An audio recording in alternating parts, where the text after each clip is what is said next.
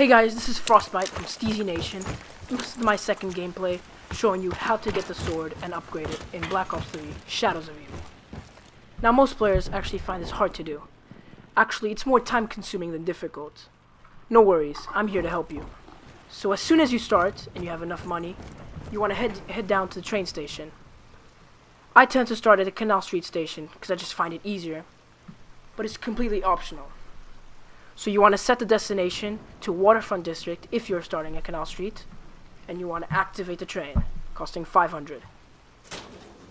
Once the train starts, you just want to look out this window, and quite after, like a little bit after the train starts, you will see one of the symbols right through the hole, right there. And that's the first symbol you have to memorize. So if you're playing in solo, I would suggest you pause the game and just write it down. If you're playing in co-op, you can also write it down, but it's just harder. It's also really hard to remember because all of the symbols look quite the same. And that's the second one right there. So once you have the two symbols memorized and or written down, you're ready to go to the next station. To help you guys, I actually got this screenshot of Morgue City Transit map. So we start off at Canal Street at the bottom left corner, and you will have to look, and yeah, you're heading down to Waterfront, and you will have to look at the two question marks, which are actually the symbols. The first symbol being in the first part of the railway, and the second one on the second part. Both of them are on the left. Once you get to Waterfront District, you want to change your destination to the Footlight District, and again you will have another chance to look at the second symbol, and you will have to look for the third symbol, both on your right.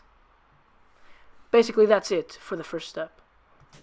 So here you can see me changing the destination to the Footlight District from Waterfront and actually activating the train.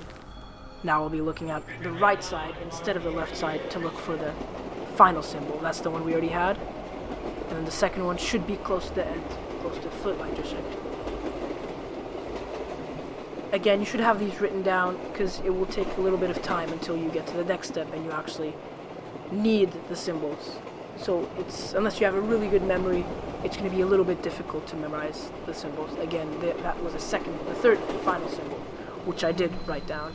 And now we are at the Footlight District.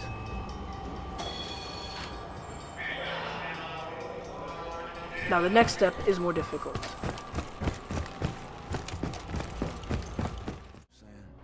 You will have to get down to the Widow's Wine room, and you will come to beast right there. Then you will see all these symbols, and you will have to shock by pressing L1, the three symbols that you got in no specific order. Again, that means that it really doesn't matter which order you saw them, you just have to shock all of them. And the door will unleash, and you will see the 4 swords and the 4 eggs. You can then become human, and depending on your character, you will pick up your egg. Now for the egg, you will need to get, I think it's 10 souls, and feed these sort of statues. The first statue is in the same room, in the Widow's Wine room. So right there you can just see me. It's easier to do this close to the beginning of the round and earlier rounds, but most of the spots are easy to rape train. So again, you can just kill these and quickly get the souls. I actually enjoyed this part because it really kept me distracted. I didn't have to stop rounds. I really do not enjoy pausing at the end of rounds and just doing some Easter egg or going to get stuff. I normally just tend to kill the last zombie and not leave a crawler.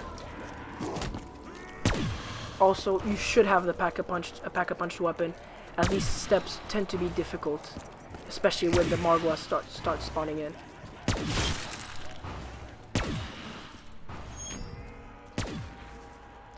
Again, as I kill my final zombie, the egg will glow once it's ready, and you will have completed the first task. Now the second statue will be located here, close to Waterfront District. Sorry, Footlight District. Yeah, again, no specific order. You can just come to any of the statues. There are 4 statues. Once the egg is ready, I will take it, and I will go to the next spot. So my next spot is actually going to be in Waterfront District. And you just want to head back up to the perk room and go to the back of the room. Now, if you're not finding any of these statues, it's because you probably haven't unlocked them, meaning that you will need to enter beast mode and break down one of the 4 boxes. Now this is one of the hardest as it's a really tight room. I almost ended up dying a few times here. There, I just end up killing my last zombie and pick up the egg to go to the final spot. Now my final statue that will need sacrificing will be a Canal Street.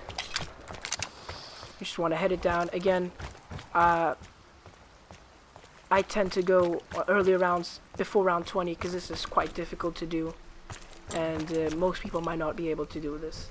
For the Easter egg, you actually need all 4 players to get the sword, so I suggest you guys do it not at the same time, but one at each statue. Right there, my friend was doing it, and so was I. So then I finished the 4th and final egg, and I will go back to the Widow's Wine room and place the egg. Not place it, sorry. Switch it for the sword. So now I have my normal sword. Depending on your character, it will be a different sword. The next step is just to upgrade it. The sword is quite good. It's nothing special. It kills quite easily, up to around 20. But if you're looking for some, high-level gameplay, you will. So now, depending on your guardian or the place where you actually committed your murder, mine being the wrestler, so I have to go to the ring. You will need to accept the arch ovum and give it to your guardian. Accept it from your guardian. And around the map there will be these 4 circles, and you have to place the arch ovum. The circle will start shining a bright red light, and a Margwa will spawn in. Now, these steps for me weren't the hardest, but you still should do them at the end of the round, even though I don't tend to enjoy it really. I know you guys probably know how to do this already, but if you want to kill the Margwa, all you have to do is shoot at its head when it's glowing. So if the head is glowing, you quickly shoot at it, as you can see right here, and you will blow up that head. Once you have blown up all 3 heads, the Margwa will be killed.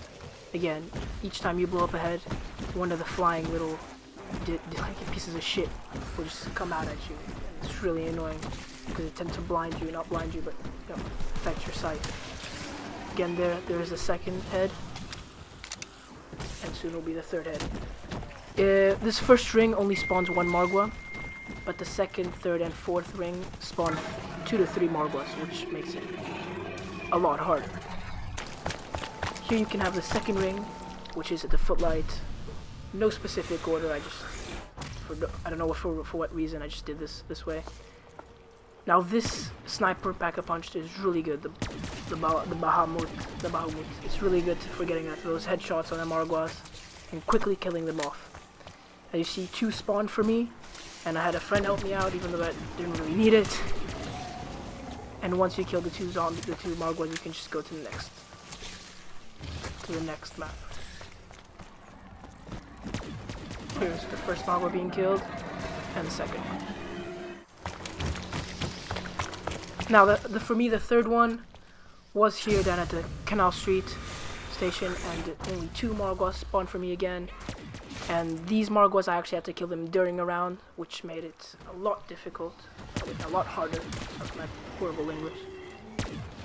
Again, once you kill the Margwas, you will know you've killed them, well, if they're not there, and if the light actually stops glowing. It's a lot harder, as you can see, with the zombies in front of you, can just distract you from the Margwa. Also, the Margwas, once you shoot out, the more heads you shoot out, the faster they get. So they will be coming after you, and this is quite a hard situation right here. Yeah, so I did get the wonder weapon in between rounds. Oh yeah, something really important is that you can only activate each circle between rounds. So I activated the first circle in round 14. I activated the 2nd one round 15, and I activated this one round 16. It will not activate if you do not wait around for it to actually activate it, making it a lot harder. So you can't just do all the 4 circles at the end of 1 round. You actually have to wait for it. Right there, I just have 1 Margwa left. All these spots for the circles are actually quite easy, and right there, I'm just gonna kill it, and it's done. The final circle for me was at Easy Street, and this was definitely the hardest, mostly because it was round 17. And second, because this is actually the spot where the most zombies spawn in, so like the hardest spawns. so I probably had the most zombies coming after me out of all 4 players. Also, just the fact that I'm playing co-op with 4 players makes it a lot harder, because if you don't know, the more players you play with, the harder it is, not the easier, as most people might think. Co-op tends to be the easiest in most maps, if not all. Right there, killed the first one, and the second one with 1 shot. That's why this gun is so good. And the final one right there, just coming after me in, dead. Really good gun, really good gun. Then once I'm done, I'm just gonna hand over the egg, and my guardian will hand me the upgraded sword. Now in this game, the upgrade sword, if you click L1, it will just kill them by yourself, and I actually failed in this game, and I actually died here. Got a little bit cocky with the weapon. It's not always the best in most of the situations. But anyway, guys, this is a tutorial on how to get the Wonder Sword and how to pack a punch it. If you guys notice, I'm quite new at these commentaries, so it might not be the best. Anyway, I just hope you guys check my other videos and wait for some new content. See you guys.